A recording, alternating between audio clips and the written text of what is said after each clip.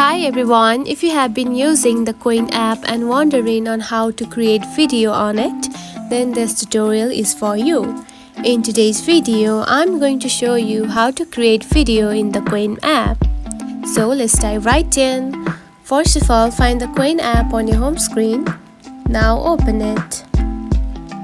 After opening the app, you will see something like this on your home page. Now, to create video, simply scroll to your right on the VIP features just right here, and here you can find interact with video content. Now simply tap on it. Now, to use the create video, you need to get the pro access of the Qwen app.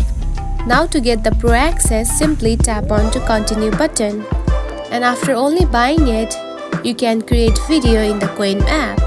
And that's it. This is how you can create video in the Qwen app. If you found this video helpful, don't forget to like and subscribe for more tips. Thanks for watching.